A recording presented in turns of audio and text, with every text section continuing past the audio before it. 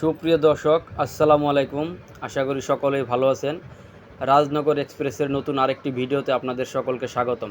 সম্মানিত দর্শক, এখন আমি অবস্থান করছি পুরান ঢাকায়। প্রাচীন উপমহাদেশে ছড়িয়ে ছিটিয়ে রয়েছে অসংখ্য মুঘল স্থাপনা।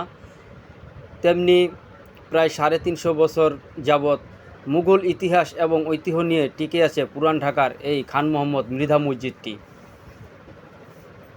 3 গম্বুজ বিশিষ্ট এই নান্দনিক মসজিদটিতে একসাথে নামাজ আদায় করতে পারে প্রায় 3 থেকে 400 জন মুসল্লি।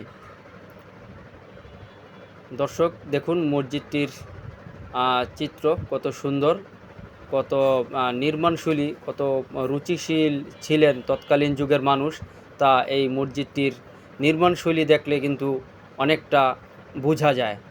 দর্শক, আমি একটু পরে দেখাবো ভিতরের চিত্র। ভিতরে রয়েছে নান্দনিকতার ছোঁয়া। অসম্ভব সুন্দর করে প্রায় 350 বছর আগে খান মোহাম্মদ মৃধা মসজিদটি নির্মাণ করেছিলেন।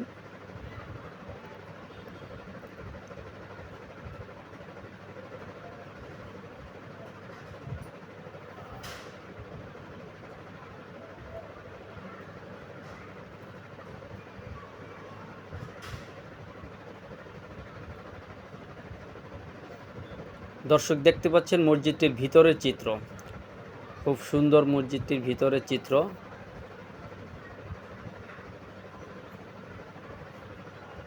দ্বিতল বিশিষ্ট এই মসজিদটির নিচতলায় কখনোই নামাজ আদায় হয় না। মসজিদটির নিচতলাকে ঘিরে রয়েছে নানান রহস্যজনক কল্পকাহিনী। আমি কিছুক্ষণ পরেই আপনাদেরকে মসজিদটির নিচতলার ভিডিও আপনাদেরকে দেখাবো ইনশাল্লাহ।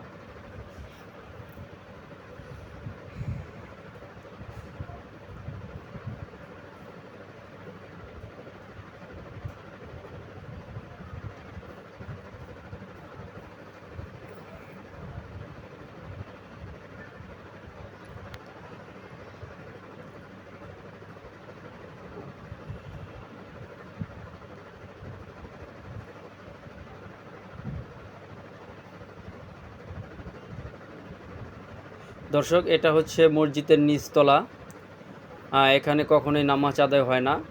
এই নিচতলাটাকে ঘিরে নানান রহস্যজনক কল্পকাহিনী রয়েছে। নিচতলায় আমরা দেখতে পারতেছি যে লাশ বহনকারী একটি খাটিয়া শুধু রয়েছে, আর কিছু নেই। আর মসজিদের সম্মুখভাগে রয়েছে দৃষ্টিনন্দন একটি বাগান। সে বাগানের চিত্র আপনাকে দেখাবো। আমি এখন মসজিদটির নিচতলা আমি আপনাদেরকে দেখাচ্ছি। প্রায় 350 বছর আগের এই মসজিদটা।